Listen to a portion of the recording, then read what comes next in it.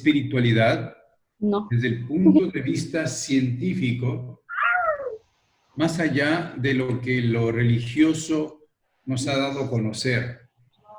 Así que incluso hubo una pregunta sobre dónde puede uno consultar sobre este tema.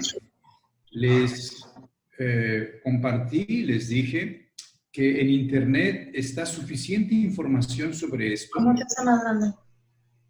Que ustedes pueden encontrar si escriben antroposofía o fraternidad Rosacruz o incluso nada más teosofía. Son tres de las grandes puntos de vista occidental. Porque es lo que tiene con nosotros cierta familiaridad en cuanto a conceptos y lenguaje. Si nosotros exploramos lo que es la filosofía oriental y la sabiduría antiquísima de esos pueblos, tendremos el problema del lenguaje y los términos. Por eso es de que usamos fuentes occidentales, repito, antroposóficos, Rosacruz o teosóficos. Así que eso se puede consultar fácilmente, está libre en Internet y sobre ello está escrito mucha información que ha sido investigada. No es en sí una filosofía que se base en teoría o especulación, sino que está basada en una investigación. O sea que en ello hay certeza. Por supuesto, necesitamos que por favor apaguen sus micrófonos todos para que la sala esté en silencio.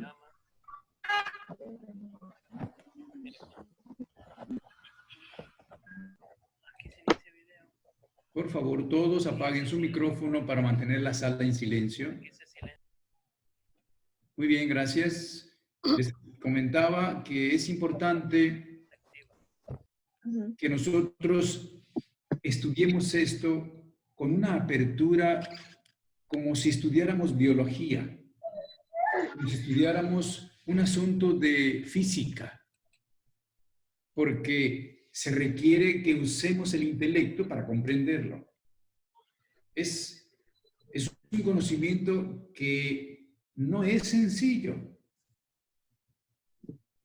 o mejor dicho, no es fácil, porque cuando se comprende es sencillo, pero la facilidad no está evidente porque, igual que las matemáticas, tiene una profundidad muy grande y al mismo tiempo entra en conceptos que uno tiene que concentrarse, como las matemáticas, porque si la base o el fundamento, los principios, no los tenemos, lo que se va construyendo, lo que se va intentando comprender más adelante, puede costar trabajo. Ayer les comentaba que dentro de este fundamento está en el reconocimiento de que nosotros tenemos un cuerpo, no somos el cuerpo. Si un ser humano idea que él es el cuerpo, no es posible que pueda estudiar ciencia espiritual, porque la vida termina con la muerte. Simple y sencillamente, la vida es una línea que comienza con el nacimiento y termina con la muerte. O sea que no hay posibilidad de evolución. Y cuando digo evolución, significa que yo y todos los seres humanos tengamos la posibilidad de aprender de las experiencias que estamos teniendo. Porque no ajusta, no es suficiente los 70, 80, 90 o 100 años que un ser humano pueda vivir, incluso aunque nos dieran 200 o 300. No es suficiente para aprender todo lo que tenemos que aprender en esta escuela. Porque esto es una escuela. Nosotros tenemos que comprender eso. El cuerpo es solo el instrumento para poder venir a esta escuela. Porque esta escuela, que se llama el mundo físico y que está en el planeta Tierra, que es sólido, pues tiene características que no se puede funcionar, no se puede actuar en él si no tenemos un vehículo para ello. No podríamos.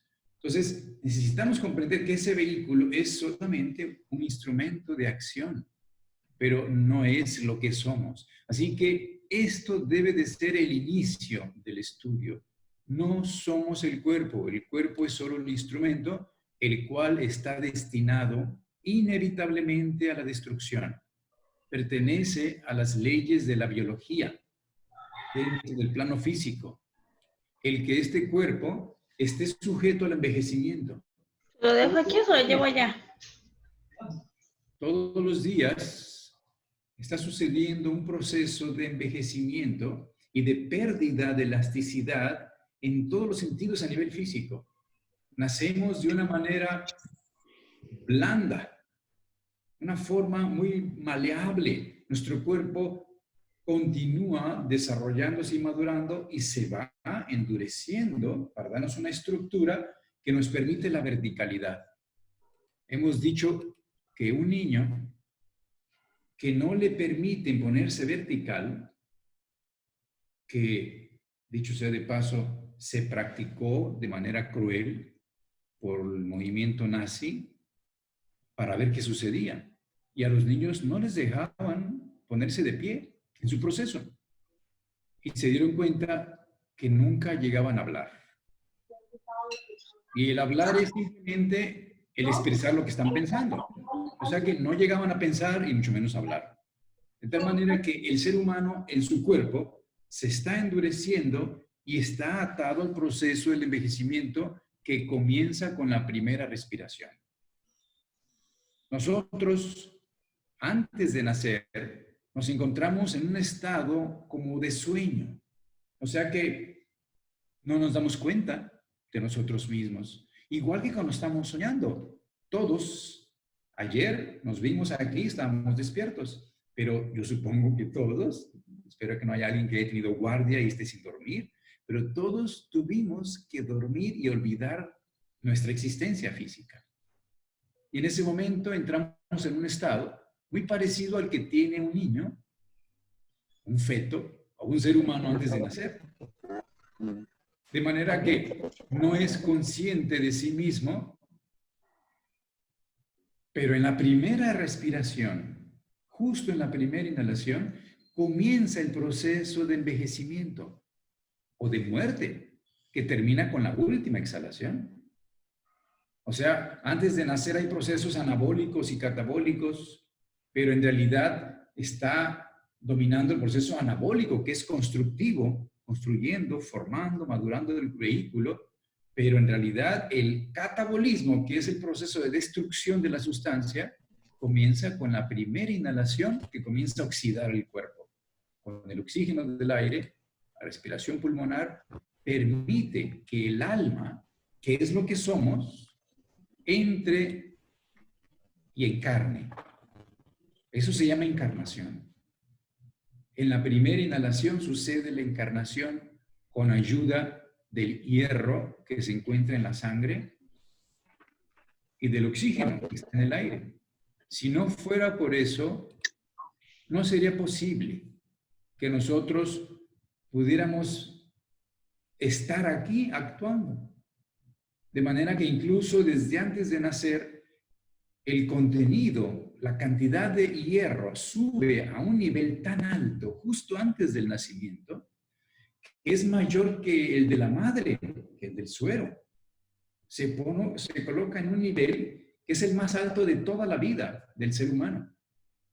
Los científicos materialistas todavía no comprenden para qué o por qué sucede esto, pero así es.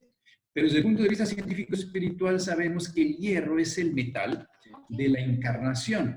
Entonces necesita que el nivel suba a una concentración tan elevada que le garantice que pueda asirse a la proteína y encarne, o sea, quede atado a la carne. Desde la primera inhalación se encuentra entonces dentro del cuerpo y por eso incluso legalmente no es lo mismo que un niño haya nacido sin haber respirado a que haya nacido y haya respirado. Si nació y no respiró, es un feto. No llegó a ser un bebé, no se considera. Pero si dio la primera respiración, cambia todas las características, incluso legales. Allí, la misma ciencia humana, vamos a decir, lo legal, es equiparable a la cuestión científico-espiritual, porque el alma no se encuentra dentro del cuerpo antes del nacimiento, sino se encuentra en el aura de la madre. Por eso es que la madre puede incluso percibir quién es el que van a nacer, tal vez en algún sueño. Porque en el sueño la madre se despega del cuerpo y es cuando el nuevo ser que va a encarnar puede inconscientemente tener una comunicación. Porque el feto todavía no contiene al espíritu y el espíritu no está usando el cerebro para estar consciente y hacer un diálogo con su madre. Pero la madre puede percibir de alguna manera la presencia de ese ser que escogió a esa madre. Su semilla, su átomo simiente, se le llama la semilla, se colocó en el útero para que comenzara el crecimiento de su cuerpo físico. De tal manera que eso es una parte y la otra fue colocada en el espermatozoide del padre, en uno, para que entonces en el momento de la fecundación se tenga la mitad de cada uno de los progenitores, la mitad de la información cromosómica, y entonces comienza el proceso del desarrollo. Esto es importante entenderlo porque antes del nacimiento, si hay una relación sexual, pero no existe ningún alma, ningún espíritu, esperando entrar, pues podrán tener las relaciones que quieran, no va a haber embarazo. No garantiza tener un óvulo sano y tener un espermatozoide sano, con millones, si no existe un alma que desee encarnar o que esté lista para encarnar. Esto se prepara mucho antes del nacimiento, mucho antes incluso de la concepción. Todo este proceso es guiado por inteligencias superiores que regulan el proceso. Porque estamos estudiando desde el punto de vista científico-espiritual, reconocemos que por encima de los seres humanos existen entidades, existen espíritus, individualidades que tienen un nivel de conciencia superior, al igual que el humano lo tiene en relación a los animales. O los animales comparado con los vegetales.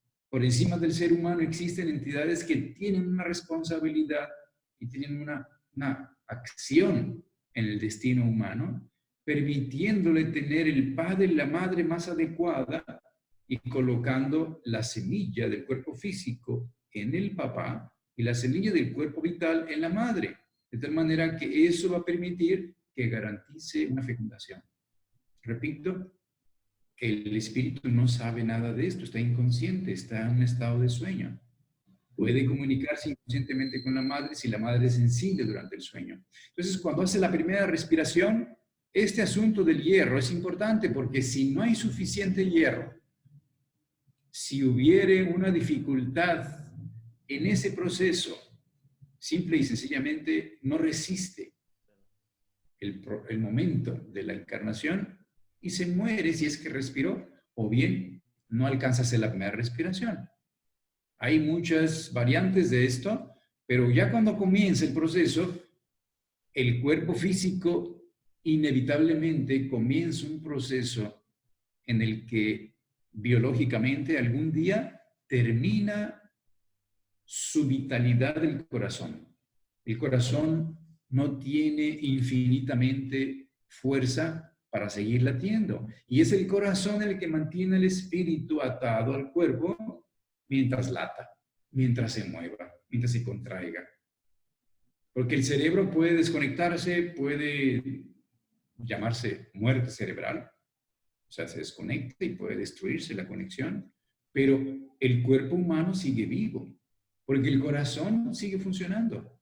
Puede deteriorarse otro órgano del cuerpo que no sea vital, por ejemplo, un pulmón, otro órgano, pero no se considera muerto hasta que el corazón deja de funcionar. Por eso es de que es este órgano el que va a permitir hasta el último latido, la última contracción, que el cuerpo se mantenga como un instrumento al servicio del espíritu. Así que, desde el punto de vista científico espiritual, nosotros tenemos que morir. Lo decía un gran maestro, un maestro venezolano, el doctor José Manuel Estrada: usted es un ser humano y como humano tendrá que nacer y morir todas las veces que sea necesario hasta que su ser conozca todo lo que puede conocer de sí mismo en esta dimensión de la vida. Estamos hablando de la dimensión física, porque hay niveles de vida que no es física. La vida física necesita elementos químicos para formar los cuerpos que albergan al espíritu. En este caso, los seres humanos nos encontramos dentro de un cuerpo hecho de materia química que, si no lo tenemos con todos los órganos y sistemas bien estructurados, bien diseñados, con una inteligencia que supera la imaginación humana, cualquier órgano del cuerpo humano supera la capacidad humana. Hemos construido robots, pero no tienen la misma comparación de cómo está organizado y formado todo en el cuerpo para que sirva, para que yo pueda estar ahorita hablando con ustedes, pueda escucharlos, pueda verlos, igualmente ustedes puedan participar conscientemente. Hay una estructura que está funcionando y no conocemos cómo es eso.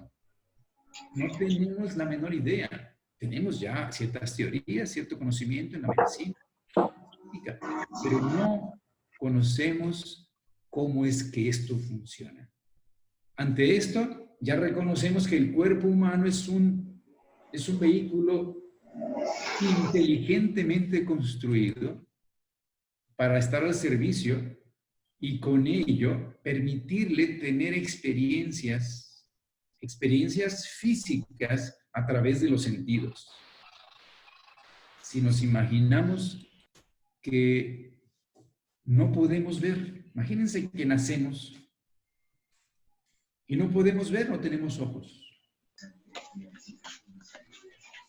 Chari, te encargo que pongas el silencio de tu micrófono porque lo pongo en silencio y vuelve a aparecer. Gracias.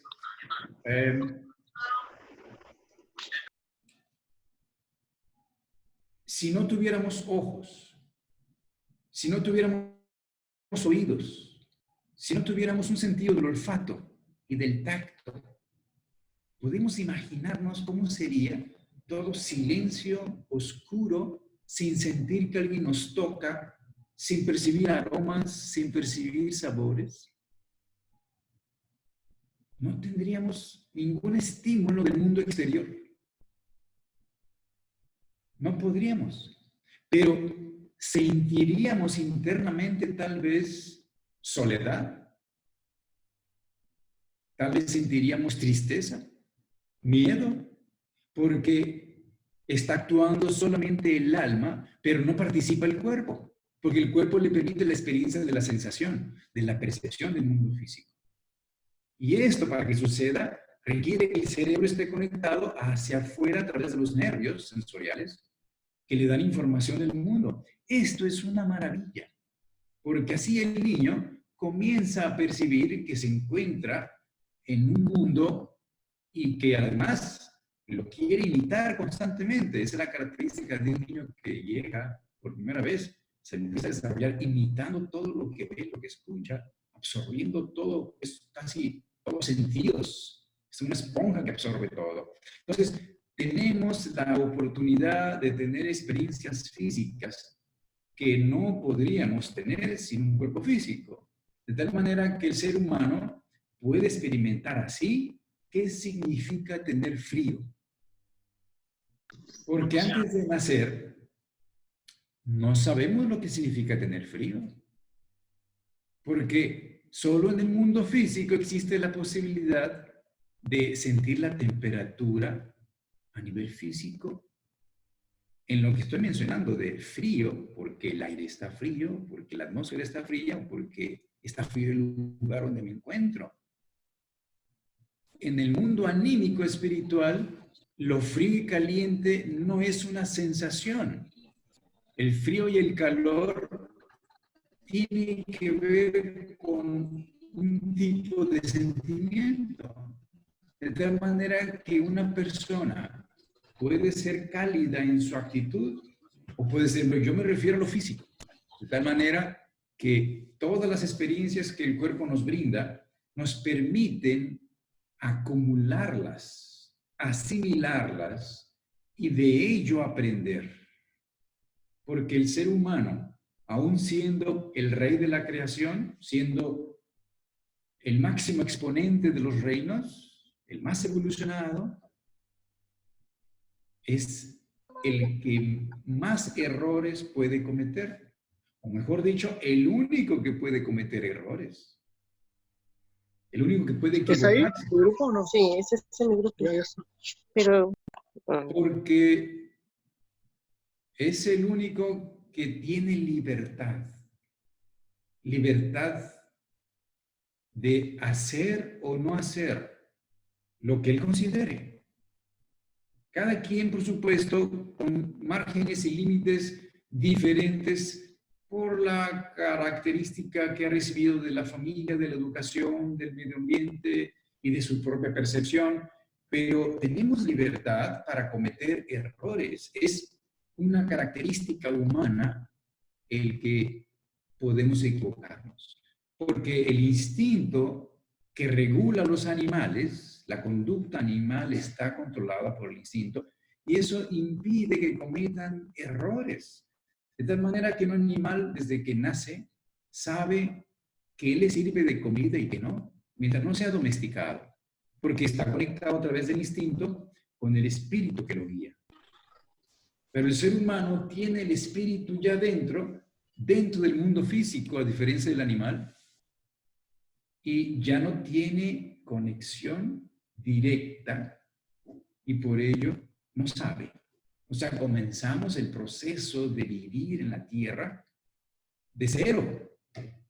Eso se conoce como la expulsión del paraíso. Nosotros estuvimos en el paraíso cuando nuestra conciencia, nuestro nivel, no estaba en el mundo físico, sino estábamos en un mundo antes de llegar al físico, más arriba, se puede decir mundo espiritual, como están los animales. De manera que no podíamos equivocarnos. Y ese estado es inocente. Se llama inocencia, porque no puede cometer errores y por lo mismo no puede ser culpable de nada. No puede ser responsable de sus actos. Ningún animal carga con la responsabilidad de sus acciones. Solo el ser humano. Esta es una característica que es importante que se comprenda para visualizar la finalidad y el sentido de vivir como humano. Y comprender que se encuentra en una escuela evolucionando, acumulando experiencia. Pero primero entendiendo que todos comenzamos igual.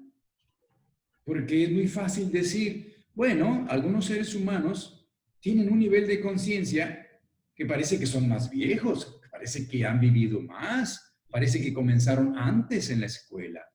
Esto no es compatible con el conocimiento científico espiritual. Toda la humanidad somos chispas, espíritus que se llaman espíritus virginales, que comenzamos en algún momento, hace millones y millones de años, el proceso. Pero comenzamos todos. Y algunos, obviamente, fueron quedándose rezagados.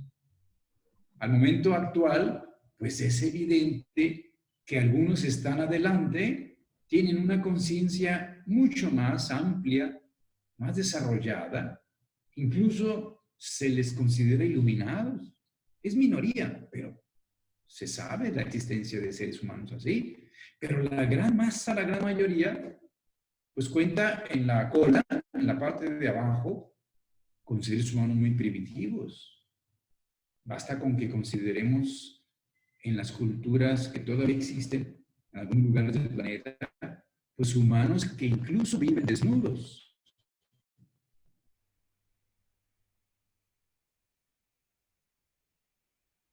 Un ser humano que viva en una comunidad desnudo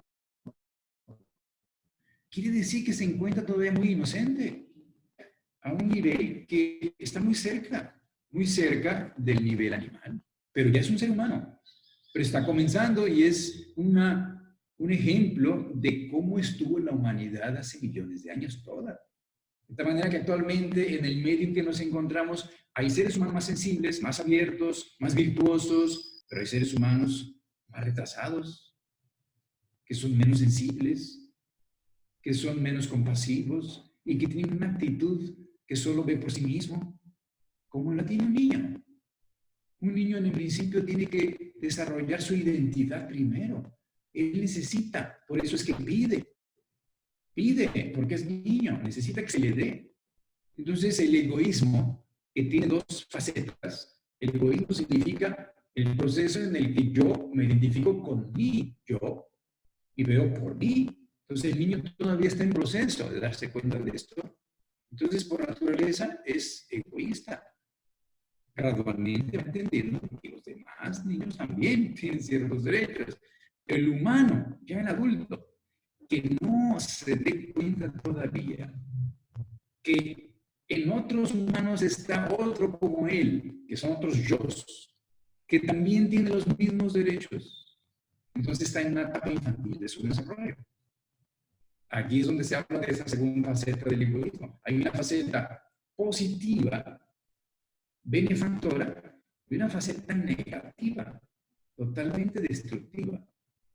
La positiva benefactora es el que nos hace independientes y autónomos. Cuando un niño crece y llega a cierta edad, ya no pide tanto. Al contrario, llega un momento que cuando es joven le dice a sus padres, en vez de pedir, papá, ¿en qué te ayudo? Mamá, ¿en qué te ayudo? Ya colabora. O sea que toma cierta responsabilidad.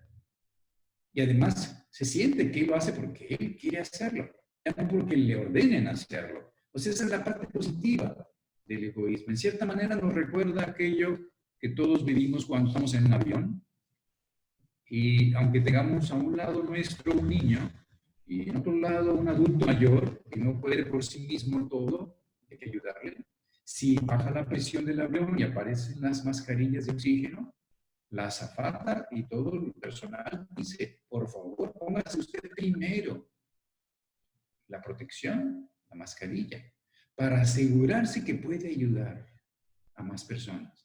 O sea que no puedes dar lo que no tienes, tienes que ver primero por ti. Este desarrollo de la humanidad es importante entenderlo, porque es el momento en que se afianza y se afirma en sí mismo, pero comienza a darse cuenta que también otros necesitan igual que él. Entonces, es allí donde el ser humano puede cometer inicialmente los errores, donde solo piensa en sí mismo. Y esto trae el nacimiento del mal. El ser humano es el único de los reinos del planeta que puede hacer aparecer en el universo lo que se conoce como maldad. La maldad es la ausencia de aquello que se conoce como bondad. Y bondad es lo que le da unidad al universo, lo que hace que tenga una coherencia, porque todo participa en favor del universo mismo. No puede haber una fuerza en contra de la unidad del universo. Entonces, el proceso en sí tiene la característica de la bondad. Mencionamos incluso la vez pasada que tiene además la característica de la belleza y la característica de la congruencia a través de la verdad.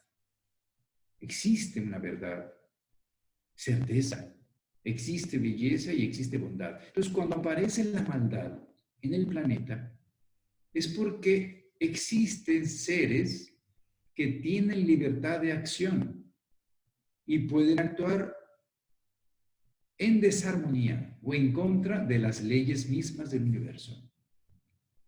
Esto provoca un desorden, entre comillas, momentáneo, un caos, que lleva con responsabilidad por la misma libertad en que se está haciendo. Y esto pone en acción una ley ineludible, creada para regular el proceso. La ley de causa y efecto. La ley de consecuencia. Sin esa ley no podemos explicar el universo y la evolución humana. Tiene responsabilidad de las consecuencias de su acción. Y si por su actuar se equivoca y genera mal, recuerden, cuando digo generar el mal, significa que mi acción, mi participación, generó sufrimiento a alguien. Incluso puede ser a la naturaleza, puede ser a los animales. En algún sentido estoy haciendo algo que no favorece a la vida. Por supuesto que quien más lo siente son los seres humanos, porque somos conscientes de todo. Entonces, esto, conocido como maldad, existe. Existe en la tierra por la libertad que tiene el ser humano para actuar como quiera. Y esto es respetado, porque es la libertad que nos ha concedido la creación misma. Ni siquiera el creador de este sistema nos puede limitar, porque ya no somos títeres. Si hubiera una fuerza que evitara que los seres humanos fueran malos, no podríamos decir que somos responsables de nuestros actos, porque también entonces debería actuar para que fuéramos buenos. No, somos libres. De manera que necesitamos comprender la ley de consecuencia que se llama de causa y efecto y que es conocida por el nombre de karma o destino. Esto va necesariamente ligado al estudio de la espiritualidad. Porque gracias a esa ley, el ser humano vive en sí mismo las consecuencias de lo que hace. Claro que aquí comienza la pregunta, ¿cómo es eso? ¿Cómo es que cuando yo actúo de una manera que genera sufrimiento, que genera dolor, destruye y daña, cómo es que esto hace que yo luego lo vaya a vivir? Bueno, existe una inteligencia que precisamente registra todas las palabras, las acciones, los pensamientos, los sentimientos, incluso la omisión. O sea, el no haber actuado cuando debimos haber actuado. Esto se registra. O sea que debe de haber una memoria. Y este registro, llamado memoria, es el que va a permitir que podamos ver en algún momento cuáles son las deudas. ¿Qué es lo que hemos desequilibrado? Pues para que nos demos cuenta, no para el castigo. Recuerden que este estudio no es desde el punto de vista religioso. No existe lo que abiertamente se habla de que si te equivocas te van a castigar y si aciertas te van a premiar. Eso es una interpretación que a cierto nivel de la mentalidad puede haber servido, pero ya ahorita no, porque pensaríamos en un ser que es vengativo y que a través del castigo y el premio nos motiva al crecimiento. Esto es solamente en cierto nivel de mucha brutalidad. Hay que detener a través del castigo para que no se repita una acción. No, estamos en un nivel en que podemos aprender por comprensión, en que podemos nosotros recibir las consecuencias a través del karma, exactamente como las producimos. Así que nos coloca esa inteligencia en las circunstancias, en la situación, en la familia, con la pareja, en el lugar donde debo de estar. En el momento y en el espacio. En el tiempo y el espacio. No hay error en esto. Tenemos libertad para nuevas acciones y nuevas siembras en este proceso de sembrar y cosechar.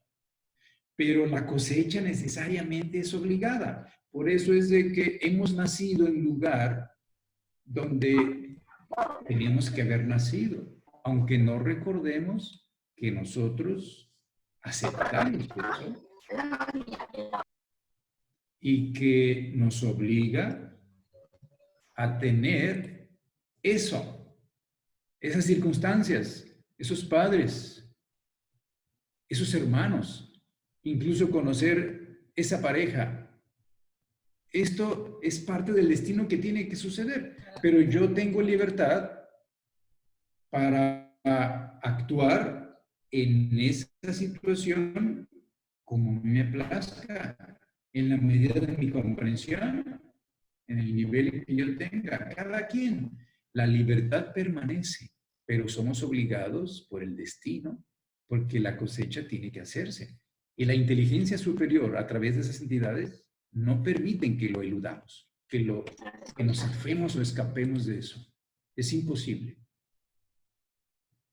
Esto debe de comprenderse porque si no, deberíamos de preguntarnos, ¿cómo es que hay tanta injusticia si de veras existe esa inteligencia superior? ¿Cómo es que existe la posibilidad de que se cometan tantas injusticias en el planeta? Yo no veo la inteligencia y la sabiduría. Bueno, porque no hemos reconocido la existencia de la ley de causa y efecto, que es precisa e ineludible. Si alguien se equivoca, tiene la oportunidad de reconocer el error y de enmendarlo. Todos. Esa es la dignidad humana. Y eso es lo que permite comprender que existan situaciones muy dolorosas, muy fuertes en el planeta, y que uno no llega a pensar, pues parece ser que esos seres que dirigen el proceso terrestre, pues están jugando dominó cubano. Porque mira lo que está pasando en África, mira lo que está pasando en el mundo, mira las guerras. No creo que exista Dios, dijera una niña. Si existiera Dios, los seres humanos no cazarían ballenas. Mira cómo están haciendo eso con las ballenas y cómo están destruyendo los animales. ¿Cuántos animales se están extinguiendo todos los días? ¿Me podría decir quién es el número 409-8678-392?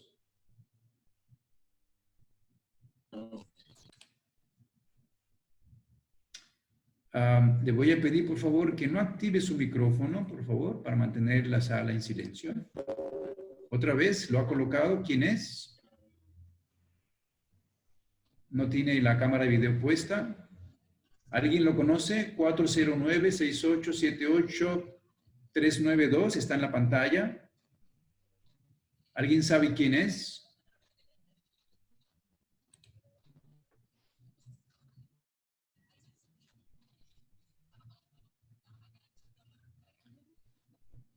No se comunica. Por favor, si no se comunica, cerrar y tirar de la sala y que vuelva a entrar, por favor.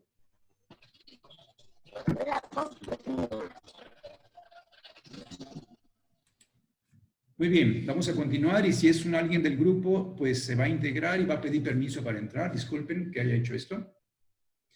Entonces, esto es importante que se entienda, porque no podemos hablar de espiritualidad y de evolución del ser humano si no comprendemos que estamos obligados al renacimiento a través de la ley de causa y efecto. Porque eso permite que las equivocaciones y errores que haya tenido y que no alcance a equilibrar, no por castigo, sino porque no hubo tiempo que la ley me regresara, lo que yo hice, me morí, se acabó. Hay personas que se mueren en la juventud. No hay tiempo de que la ley les devuelva las consecuencias de su siembra, de sus acciones, de sus causas. De tal manera que esto queda en estado de espera. Es como lo que sucede todos los días. Nosotros todos los días vivimos 24 horas, pero bueno, 8 horas, 7 horas inconscientes dormidos, pero el resto la pasamos teniendo experiencias. Y si yo cometí un error, comí de más, un error que todos cometemos, No existe un ser humano que no cometa ese error algún día en su vida, porque comer es sabroso, es una experiencia que produce placer. Entonces comí de más. Bueno, me fui a dormir. No crean que se olvide de esto, porque el cuerpo con la comida que comí de más, pues ya se alteró un poco. Y al día siguiente yo me despierto, aunque me olvidé de esto, al día siguiente puede ser que ya empiece a sentir algo raro, algún problema. A lo mejor no se siente con una sola vez, pero el cuerpo va guardando eso. Y llega un momento que altera su funcionamiento, pero al día siguiente de haber cometido un error está la consecuencia, aunque yo me haya olvidado en el dormir. Igualmente morir. Si en el día yo me hice una herida en el brazo y bueno, me puse algo y me dormí, al día siguiente la herida está allí. Y ahí está la herida, claro. Durante la noche se hizo un proceso, pero la herida se está curando, pero lleva tiempo. Igualmente, cuando en una vida nosotros cometemos un error y hacemos un daño, ese daño está allí hasta que tenga que compensarse. Es una responsabilidad que debemos experimentar, y le repito, no como castigo, sino con la finalidad de hacer conciencia. Así que todo el sufrimiento que actualmente y que siempre ha existido en el mundo es debido a que los seres humanos estamos aprendiendo a ser conscientes, a darnos cuenta, a desarrollar la voluntad, la inteligencia, a desarrollar la sensibilidad, la moral. No nacimos con todo, necesitamos desarrollarla. Entonces, el sufrimiento que existe es consecuencia de nuestra ignorancia. La maldad, la fealdad y la falsedad del mundo solo existen en el reino humano. Ustedes van a la naturaleza, eso no existe. Ahí vemos belleza, bondad y verdad. Pero en el plano humano es posible encontrar esto porque el ser humano está en proceso de armonizarse con esas leyes que algún día lo logrará, claro, individualmente. Pero esa es la razón por la cual, existe tanto sufrimiento que se ha llegado a describir la tierra es un valle de lágrimas. ¿Sí? Las lágrimas es la expresión del dolor y en el cielo no existe eso. ¿Por qué? ¿Por qué tener que vivir en un mundo que nos limita tanto si ya somos espíritus y el espíritu es divino y somos perfectos? Pues sí, pero allá no hay frío, allá no hay hambre, allá no te vas a sentir solo, no hay decepción, no hay frustración. Tienes que venir a un mundo a donde sientas limitación, donde sientas que puedes estar solo, donde sientas que necesitas la ayuda de otros para desarrollar la sensibilidad y la conciencia de ti mismo. No hay otra manera. De tal manera que al permitirnos la vida, venir a un cuerpo físico a la Tierra y la experiencia en un mundo que nos limita tanto, nos hace desarrollar la sensibilidad y la voluntad, porque la voluntad es la capacidad de actuar por encima de la frustración, la decepción, el desaliento, la depresión que nos causa el mundo físico. Aún con todo, yo hago todo el esfuerzo y lucho con la adversidad. Es el desarrollo de la voluntad humana. La voluntad humana se está desarrollando en el momento en que el ser humano es colocado ante los obstáculos de la vida y ante dificultades. Y si ustedes ven alrededor, la vida está llena de dificultades. Es más, podríamos decir que si la vida no nos pone dificultades, no podríamos seguir el desarrollo. Después de 2 o 3 encarnaciones, nos atrofiaríamos. Porque uno podría decir, ¿por qué no nos permite la vida ser felices todos? Y todos tener lo que necesitamos. Bueno, suena bien. Habría que darse esa sugerencia a los que intentaron esto. Pero cuando uno comienza a meditar en esto, nos damos cuenta que es lo mismo que abajo y arriba. Si a un niño pequeño le das todo, sin que tenga que hacer ningún esfuerzo, lo echamos a perder. se convierte en un ser humano no útil en la vida, porque está acostumbrado a tener todo. Conforme pasa el desarrollo con la edad, el niño va desarrollando, madurándose y comienza él mismo a participar y a madurar y tener responsabilidad. Igual el ser humano. El hecho de tener dificultades son con la finalidad de que desarrolle la voluntad, que desarrolle la sensibilidad y su inteligencia, para poner todas sus fuerzas de cuerpo, alma y espíritu, voluntad, sensibilidad y pensamiento, inteligencia, en el proceso mismo. Y de descubrir que la vida no es una trampa, que vale la pena vivirse y vale la pena dar todo. Porque al final permite un profundo sentimiento de satisfacción.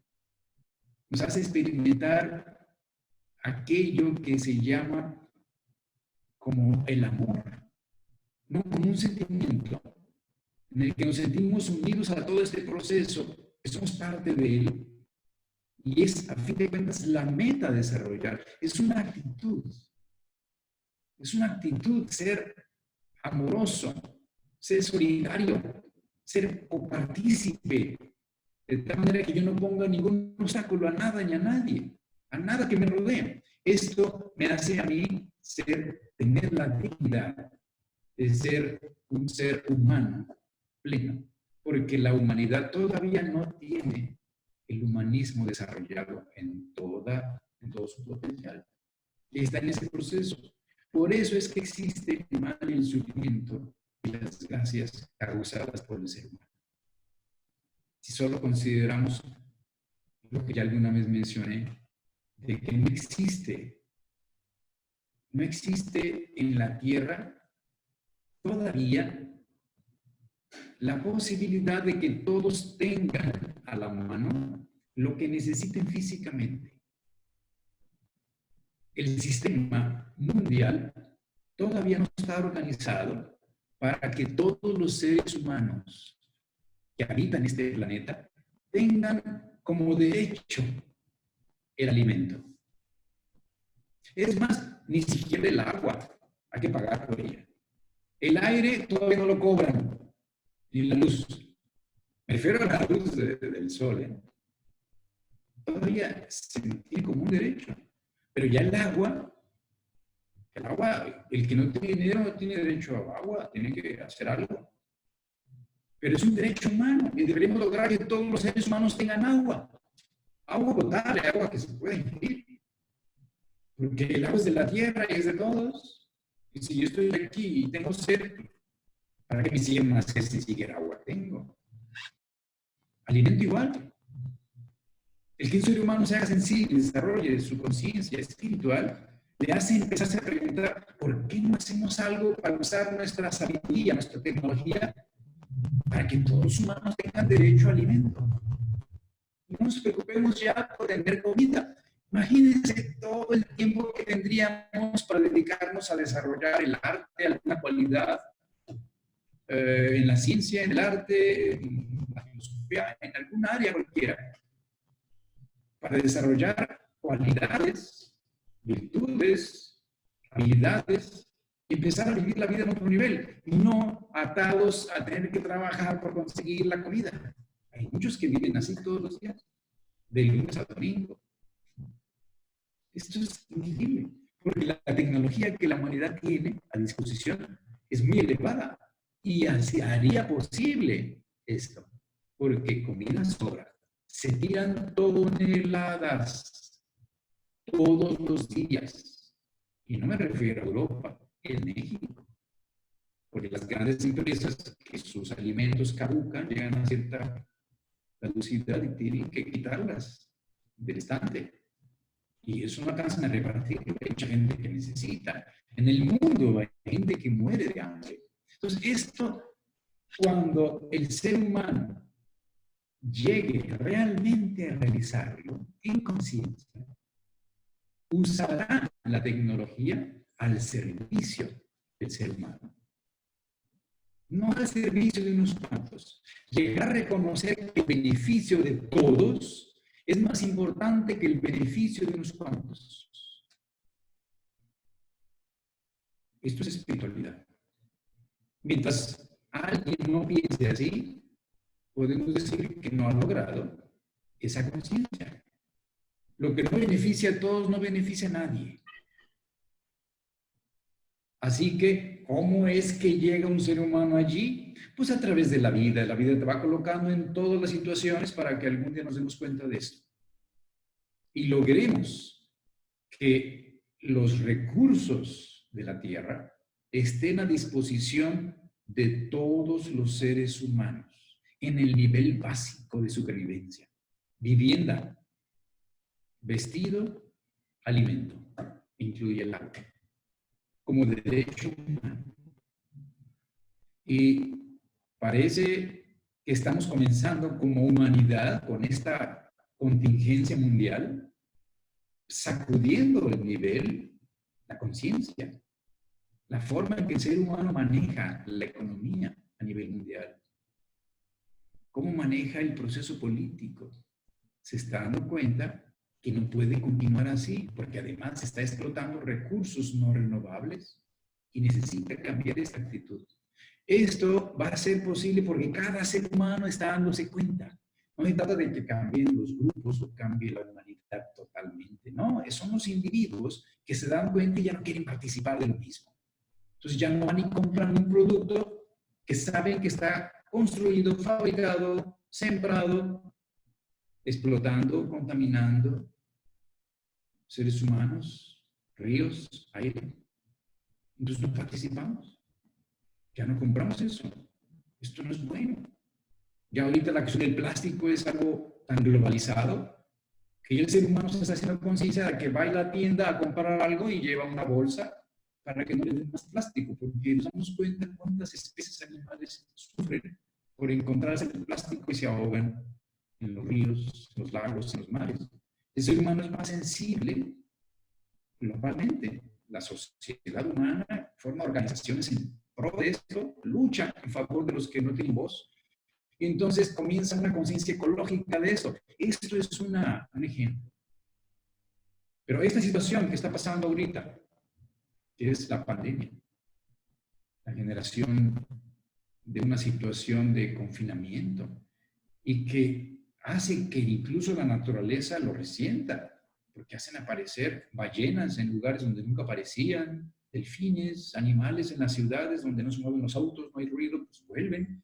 Esto ha permitido incluso que el agujero de ozono se haya reducido, la contaminación mundial. O sea, está sucediendo algo para bien. Por supuesto que es una sacudida fuerte en la economía, pero no podemos continuar con el mismo sistema. La espiritualidad tiene que involucrarse a nivel político, a nivel económico, a nivel educativo, a nivel tecnológico, industrial, en todos los niveles. La espiritualidad se está despertando. Claro que ha tenido un costo y lo seguirá teniendo. ¿Qué es eso? El sufrimiento, el dolor. El sufrimiento y el dolor se convierten con el tiempo en conciencia y sabiduría. Los seres humanos nos damos cuenta dónde nos hemos equivocado porque en nosotros mismos experimentamos nuestros errores. La ley de causa y consecuencia, de siembra y cosecha, me hace a mí vivir eso para que yo me dé cuenta. Entonces, la sensibilidad de la humanidad está en proceso de desarrollo. Y actualmente el hecho incluso que estemos haciendo este curso o esta charla, ciencia espiritual, ¿cuándo se había visto espiritualidad?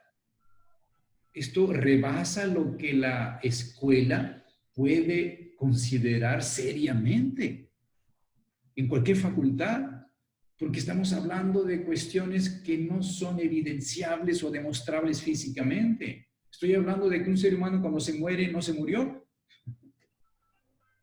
¿Cómo es posible hablar de esto? Bueno, porque tenemos la suficiente inteligencia para comprender que eso iría en contra de las leyes del universo. Estoy reconociendo que el universo es inteligente. Es evidente. Vean el reino vegetal, vean el reino animal. Vean la configuración de los átomos, las moléculas, las galaxias. Todo tiene un orden bajo leyes precisas que tienen inteligencia, porque tienen un propósito. Se ve que la vida misma continúa por sí misma. Tienen la inteligencia. Y nosotros somos un reino que está dentro de esa inteligencia. ¿Por qué dentro de nosotros no estaría esa misma ley? Que es inteligente y llena de sabiduría. No tendría sentido que yo me esfuerce por ser mejor, pero mi vida se acabe cuando me muera físicamente. ¿Qué sentido tiene eso? ¿Dónde está la inteligencia y la sabiduría en esto? La sabiduría y la inteligencia comienza a ser evidente cuando yo entiendo o acepto la posibilidad de que puedo rectificar, de que puedo darme cuenta y puedo mejorar mi manera de actuar. Me hago más sensible y soy capaz de comprender más cada vez. Entonces pongo mi vida en armonía con eso. Eso es desarrollo, eso es espiritualidad en movimiento, en crecimiento, en ampliación. Y se está dando todos los días. No hay momento en que no se dé, aunque algunas veces parezca que alguien no está en ese proceso, porque parece que va para atrás. No existe retroceso. Ya lo mencionamos. Sería muy poco inteligente que alguien que ha logrado algo se vaya para atrás y pierda eso. ¿Qué sentido? ¿Dónde está la inteligencia de esto? Es como querer pasar un niño de secundaria a primaria porque reprobó, se equivocó. No tiene sentido bajarlo. Que repruebe lo que no alcanzó a asimilar. Repite el curso. Pero nunca lo voy a retrogradar, nunca lo voy a pasar atrás a primaria. No se pierde nunca nada. En la vida, lo que hemos logrado permanece por toda la eternidad en la conciencia, si realmente lo logramos. Si se perdieron, nunca lo tuvimos. Si lo tenemos, permanece. Esta es una garantía. Y no porque alguien lo inventó, sino porque la inteligencia me dice que así tiene que ser, si no, no sería inteligente el proceso. Así que tenemos que reconocer esto. En el reconocimiento, yo a esto le llamo ciencia. No es especulación, no es filosofía. Esto es ciencia. De manera que estamos en una escuela donde hay reglas muy serias. La principal se llama ley de causa y efecto. No os engañéis. Lo que siembras, cosecharás. Con la vara que mides, serás medido. Eso se dijo ya hace muchos años. Y los seres humanos que llegan a un mínimo nivel de espiritualidad simplemente la reconocen y comienzan a actuar en armonía con la ley. Y entonces es posible la libertad plena, sí. Ya nada nos obliga, cuando un ser humano llega a cierto nivel de desarrollo, no es obligado por ninguna ley a actuar de cierta manera, en ciertas circunstancias que le limiten, que le causen sufrimiento, no. Porque yo ya estoy equilibrado con eso, ya saldé mis deudas. Ya no tengo culpas que saldar. En fin, estamos llegando al momento en que debemos dar la posibilidad de preguntar los próximos 20 minutos.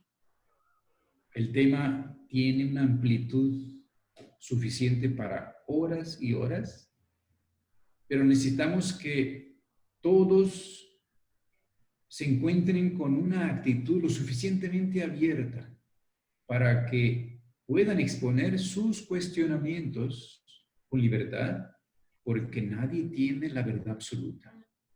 Necesitamos que esto sea comprendido. Tienen que usar el sentido común, su razón, porque nadie nos va a decir qué es la verdad respecto a espiritualidad.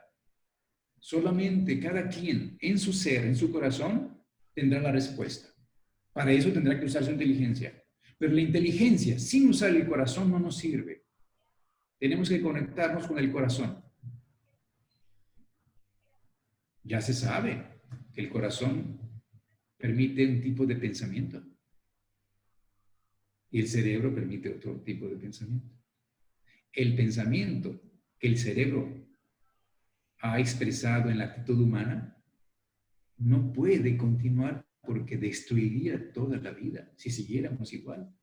Pues el corazón interviene y ahorita comienza a decir, hey, espérame, necesitamos considerar a todos los seres.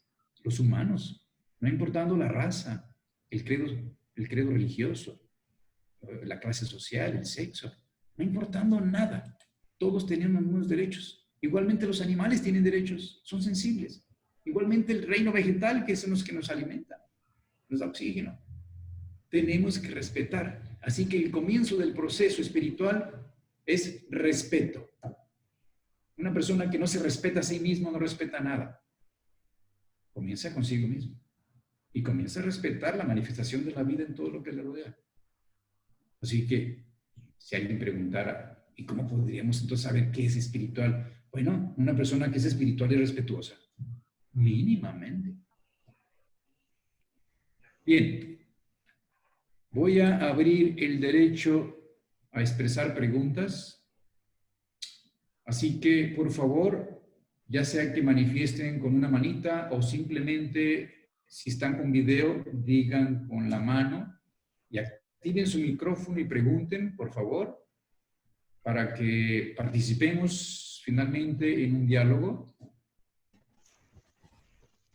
Alex, ¿o quién? María Elena. Ah, a ver, Scu, no sé quién es. Scu. Profe, buenas tardes, Paulina. Paulina, perdón que a veces no te reconozca en el video. Paulina, creo que ya también preguntaste. Adelante. Con todo, como dice el buen maestro Abraham, con todo el amor del mundo y del corazón y el respeto, en todo esto, ¿en dónde queda Dios? Ah, muy buena pregunta. Muy buena pregunta. Dios mismo se manifiesta a través de todas las leyes que permiten la existencia de la materia, la energía, la mente y el espíritu. El respeto y la bondad son expresiones de Dios mismo. Cuando un ser humano comienza a expresar respeto, está expresando algo divino, porque somos hechos a imagen y semejanza de Él. Entonces, se está comenzando a expresar Dios mismo en esa actitud respetuosa, Paulina. Pero Dios no, es, perdón, pero no lo deja la espiritualidad fuera. no entiendo. Es que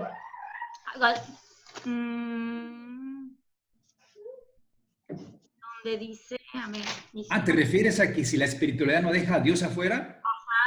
Ah, pero, a ver, Paulina, escúchame. Si lo deja afuera, ¿dónde lo pone? Porque no hay nada afuera. ¿Afuera de dónde? O sea, el universo es una unidad que engloba todo el universo. Todo. Es una unidad que no tiene límites. Es infinito y eterno en el espacio y el tiempo. Si tú dices, sacamos a Dios, ¿y dónde lo metemos? No hay lugar donde meterlo porque no hay nada más que esto. Y todo esto es Dios mismo. Ok. Lo que sí sería bueno aquí ampliar, Paulina, es que el sentido religioso, el concepto religioso de Dios, sí puede ser limitante en esto, porque lo consideramos como un ser que está aparte, libre, allá, independiente de nosotros, incluso antropomórficamente, como una figura grande, como humano, o no sé, y este concepto no es aceptado dentro de la ciencia espiritual. Dios está dentro de nosotros y está dentro de toda la creación. No hay nada que no contenga a Dios mismo. Por eso es indefinible Dios. No podemos considerarlo aparte. Es imposible. Gracias, maestro. ¿Ok? ¿Quién más? Adelante. Simplemente active su micrófono y haga la pregunta.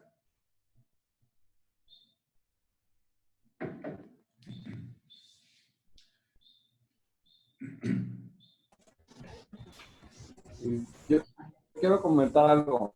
Adelante, Alex. Ayer pues, me fui pues, muy pensativo y me puse a leer un poco y, y estaba viendo que también en la misma escritura, creo que en Colosenses, habla de espiritualidad, que muchas veces la gente que no desarrolla el espíritu, para ello es una locura. no, porque no entienden la espiritualidad, y dice que como no se les ha desarrollado pues la espiritualidad, como lo explicaba el día de ayer, para ellos son como una locura lo que se está platicando, y no se entienden, no lo entienden. Y vino como reafirmar lo que estábamos viendo el día de ayer.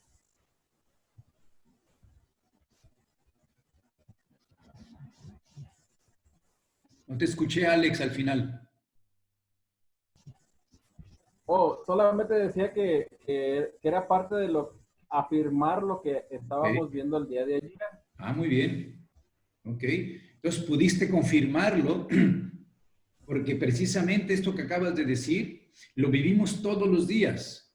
Tener un grupo como ustedes, que estamos hablando de 73 personas conectadas, escuchando esto con la apertura que tienen, esto no es cualquier cosa. Porque la mayoría de los seres humanos consideran que esto es locura y es tontería, es fantasía, es ciencia ficción. A ese grado. Pero esto para mí es un gran honor que ustedes estén escuchando con esta actitud, porque no tienen que creer ninguna palabra que yo diga. No soy un líder religioso, ni la ciencia espiritual exige que sea creído lo que se diga. Tiene que ser entendido, comprendido. Y para eso exige de ustedes que observen, que piensen, mediten y tengan el discernimiento para ver qué sí puede ser verdad y qué no. Eso es un camino de cada quien. Así que, muy bien, Alex, te felicito por eso de haber investigado. Yo los invito a que lo mismo hagan los demás, que lean la literatura que hay al respecto y van a ver que hay tanta basura, tanta paja, que cada uno puede ir diciendo, esto es una exageración, esto es una fantasía, esto como que no me checa. Y van logrando gradualmente, primero descubriendo lo que no es, y gradualmente vamos llegando a lo que sí es, lo que va quedando. Que a fin de cuentas nunca terminaremos de conocerlo todo. Esa es la aventura de la vida, porque el universo es infinito. Un ser humano está dentro, es como un pez que está dentro del océano o un bebé dentro del útero de la madre. Estando dentro no puede conocer quién lo contiene, ¿no? Tendrá que hacer distancia desde afuera poder verlo. Nosotros estamos dentro de un proceso y mientras estemos en este nivel, nunca conoceremos totalmente el universo. Así que bienvenidos. ¿Quién más quiere hacer una pregunta? Simplemente use el micrófono. Adelante. Hola, maestro. Buenas tardes. María Buenas tardes Silva. a todos. Bienvenida, Silva. Al inicio de la clase usted comentaba que para lograr la fecundación de un feto no solamente se ocupaba lo que era el esperma y el óvulo, que también se ocupaba que una alma quisiera venir a este mundo. ¿Qué sucede cuando los papás de la criatura o la mamá deciden interrumpir el embarazo? ¿Qué sucede con esta alma? Muy buena pregunta, gracias, María. Cuando el espíritu que está esperando en el aura de la madre, está esperando el nacimiento, si la madre decide interrumpirlo, o junto con el padre, y lo hacen, lo más probable es de que ese espíritu tenga una deuda kármica, porque ha vivido muchas veces y pudo haber participado interrumpiendo el embarazo de alguien, el nacimiento, mejor dicho, de alguien. Entonces, cuando alguien es abortado espontáneamente, porque no necesariamente tiene que ser que la mujer lo decida, simplemente el aborto espontáneo se da, que son la mayoría de los abortos, entonces el espíritu simplemente se espera a que vuelva a haber una fecundación y vuelva a ir a entrar, esperar a que nazca. Pero lo más seguro es que exista una deuda en el destino individual de esa persona. Ok, maestro, muchas gracias. Nada. ¿Quién más? Adelante, active su micrófono simplemente y pueda preguntar. Maestro, Adelante, Chari. Lo que estoy oyendo ahorita de María, me queda una duda. A ver. Deuda, ¿de quién queda la deuda? ¿De la madre o del feto que no nació? Bueno, ¿Quién buena pregunta, gracias, Chari. La madre está sembrando una deuda y el espíritu está cosechando una deuda. O sea que el niño que iba a nacer, al no permitirle nacer, está pagando una deuda y la madre está sembrando una para ella misma, para cuando tenga que regresar, pues va a ser abortada. Causa y efecto. Exactamente. Yo nada más le quiero agradecer, me encanta a mí todo este tema, me hace sentirme muy feliz, no tengo palabras en realidad. Muchísimas gracias. Quisiera más, porque es muy raro que yo esté quieta, ¿verdad? Y cuando las cosas me interesan, me gustan, por eso estoy calladita y nada más le quería manifestar. Muchas felicitaciones y bendiciones. Muchas gracias, Chari, bienvenida. ¿Quién más quiere palabra, alma o espíritu? Podríamos decir que es lo mismo. Podríamos decir que es lo mismo. Nosotros tenemos un cuerpo y somos un alma. O bien podemos decir, tenemos un cuerpo y somos un espíritu. Claro que ayer especificamos que en realidad tenemos alma y somos un espíritu. De tal manera que cuando el alma llega a cierto nivel de desarrollo y sensibilidad, se integra junto con el espíritu. Y lo que se pierde es el cuerpo nada más. Así que el alma y el espíritu hacen una unidad y cuando morimos esa unidad continúa. Y en la siguiente vuelve a tener un cuerpo y vuelve a desintegrarse en el sentido de que vuelva a aparecer el espíritu, como es el que está haciendo conciencia, el alma le da sensibilidad y el cuerpo es el instrumento de acción. Así que a tu pregunta yo podría contestarte, los dos, el alma y el espíritu, son los que hacen el camino y retiran su presencia del cuerpo y continúan su proceso. Muchas gracias, maestro. ¿Quién más? Yo. ¿Quién es? Alejandra. Yo también. Alejandra. Un comentario nada más. Creo que ya lo había dicho usted en la clase pasada, que muchas veces cuando se interrumpe un embarazo, creo que dura 2 años ese espíritu esperando volver a regresar a lo mejor con esa misma madre, con respecto a la compañera que había dicho que había abortado a su bebé y que después de 2 años tuvo una niña. Ese es un comentario nada más. Y mi pregunta es, todos somos, o sea, soy un espíritu que a lo mejor he reencarnado anteriormente en otros años, en otros momentos, en otras épocas inclusive.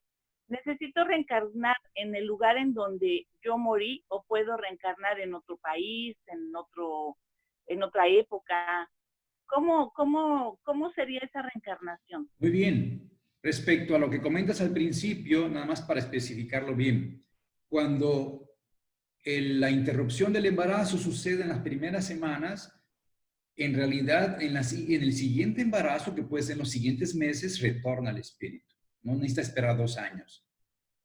Pero si muere ya habiendo respirado, o sea, ya nació y muere pequeño, de meses, de 1 año, 2, el retorno sí puede ser de 2 a 20 años. Es el espacio que se ha visto que existe, que puede ser el retorno. Así que nada, para especificarlo. Respecto a esto de renacer en diferentes lugares o en el mismo lugar en que uno estuvo, eso depende de los que se encargan del proceso. Pero podemos afirmar, Alejandra, que todos hemos estado prácticamente en todas las razas. Hemos estado en la raza negra alguna vez en África, hemos estado en Asia, en la raza amarilla, hemos estado en Europa y hemos estado en América y Oceanía. Prácticamente hemos estado en todos los lugares del planeta donde ha sido necesario, pero es posible que repitamos lugares. Por ejemplo, si en algún lugar, en algún momento de mi encarnación, hice un destino y tiene que ser en ese ambiente con personas que renacen allí, pues tengo que estar allí. Por eso es de que es frecuente que volvamos a encontrar las mismas personas que nos estuvimos en la vida pasada en el mismo lugar. o bien en otro lugar, pero con las mismas personas. Esto es posible. ¿Ok? Ok, maestro. Gracias, muy amable. Sí, aquí dice presentación. ¿Querías comentar algo? Sí, hola maestro, buenas tardes. Una duda, mi nombre es Mónica Tavares. Mónica, Una bienvenida. duda, ¿cuánto tiempo o cuántas veces así se tiene que reencarnar para pagar el karma si no has tenido un buen, no has hecho las cosas bien? Es una buena pregunta también. Imagínate que un asesino que mató 100 personas, porque las hay, ¿eh? 100, tiene que cosechar lo que sembró. Entonces, cuando renace y lo matan una vez, ha cosechado una de esas 100 que mató. Entonces ya te puedes imaginar cuántas vidas va a necesitar para compensar su karma. Gracias. Así puede ser o puede haber otras posibilidades donde renace en una situación tremendamente difícil. Entonces el karma acumulado se elimina en una encarnación.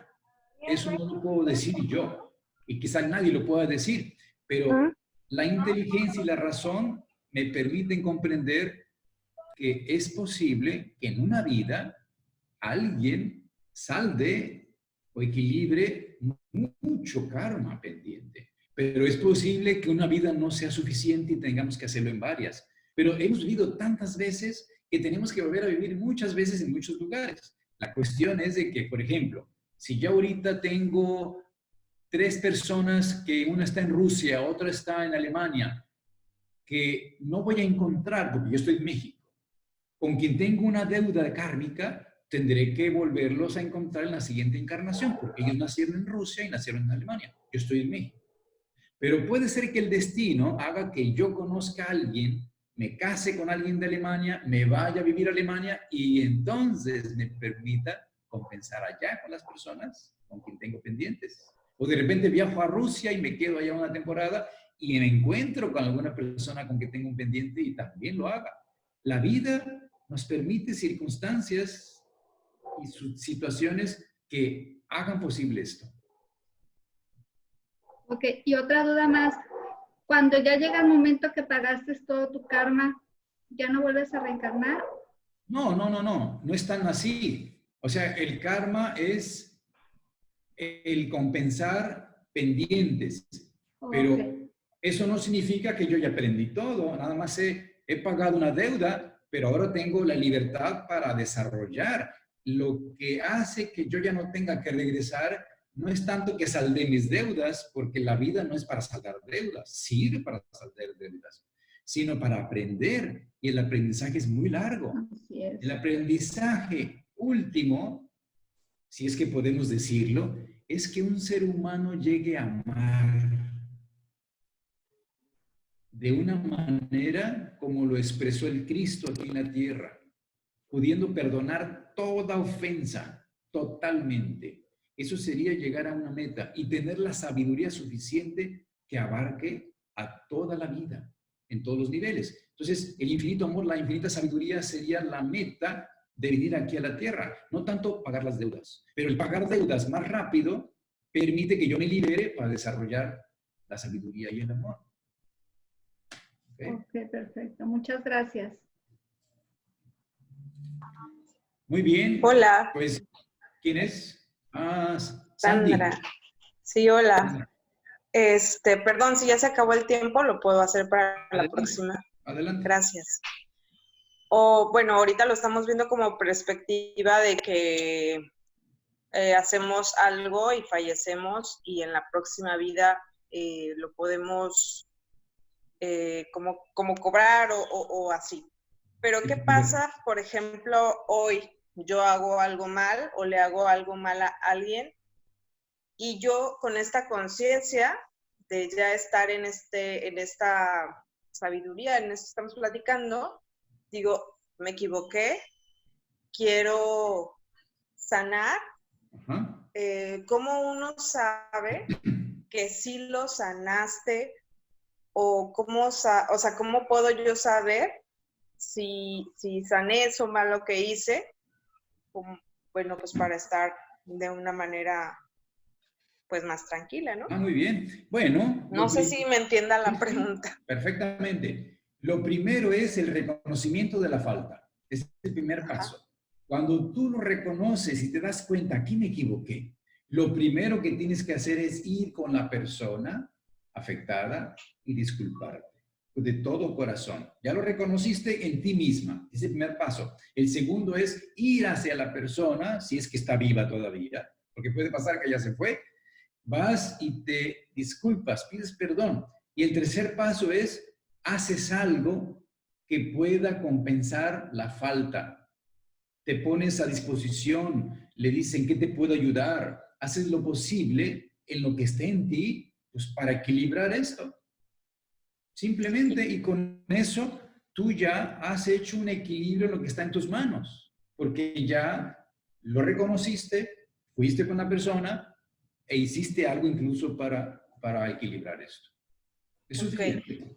Y ya me abrió otra pregunta. ¿Qué pasa cuando alguien se va? O sea, cuando alguien muere y no logras hacer ese contacto con ella. Bueno, entonces en la siguiente vida va a haber la posibilidad de que tú hagas de una manera diferente esto que hiciste mal ahora. Te la vas a volver a encontrar con posibilidad. Porque tienes que hacer contacto físico con él, o sea, no es así como que yo estoy de alguna manera avergonzada de lo que le hice, aun cuando ya se fue, eso así ya como que no, ¿es el 50%? Eso ayuda porque hace que tú cuando renazcas tengas la sensibilidad para estar atenta, porque no te vas a acordar. No te vas a acordar y vas a encontrarte una persona con la que tienes un pendiente, pero no lo recuerdas, pero la sensibilidad está en tu corazón, se llama la voz de la conciencia, porque lo reconociste antes de morirte. Lo reconoces, pero ya se fue. Bueno, en la siguiente aparece la oportunidad y ya no haces lo mismo, sino lo haces distinto. Eso permite el reconocimiento de los errores. Y les quiero decir aquí algo. En la Iglesia Católica hubo esto de la confesión de los pecados, que precisamente va en esta dirección. Primeramente, servía para que los humanos reconozcan su error y lo confiesen. Es simplemente un proceso psicológico que en el caso de la iglesia sirve para que cada quien se dé cuenta en qué se equivocó y se hace el propósito de no volverlo a hacer. Esto hace que se vaya a la conciencia, lo saca de la inconsciencia. Entonces se dice que se borran los pecados. Sí, sacarlo del inconsciente para hacerlo consciente. Pero la deuda queda si ya se murió la persona. Porque entonces en la siguiente tendría que hacerlo, porque lo que se hace aquí, la deuda que se hace en la tierra, se paga en la tierra. Ok, y otra, perdón. Adelante. Si por ejemplo tú estás muy consciente de todo lo que hiciste mal a una persona y esa persona simplemente me dice, no te quiero perdonar. ¿Qué pasa ahí? O sea, tú ya hiciste tu... El problema es de ella, ya no tuyo. Pero tú te ofreces para hacer una compensación, te disculpas, tú ya hiciste conciencia. La finalidad de esto es que hagas conciencia. Entonces, si ya le hiciste y no te quedas con ningún resentimiento, porque no te perdonó. Porque si no te perdona y tú te quedas con un resentimiento, entonces estás ligada kármicamente. Te la vas a volver a encontrar. Pero si tú no te importa, no te afecta que no te perdone, bueno, estoy aquí para lo que necesites, te aprecio, te quiero, y algún día, la vida le va a permitir a esa persona ser sensible para que te perdone, porque le va a afectar a ella no perdonarte. ¿Okay? Bueno. Muchas gracias. De nada, Sandy. Bueno, pues, si alguien quedó todavía con alguna última que tenía allí, el tiempo se nos ha ido y empezamos un poco después de las 5. Pues adelante, todavía podemos expresarla. Y pues, si no, bueno, tendremos nuestro siguiente estudio la próxima, en 15 días, según tengo entendido, miércoles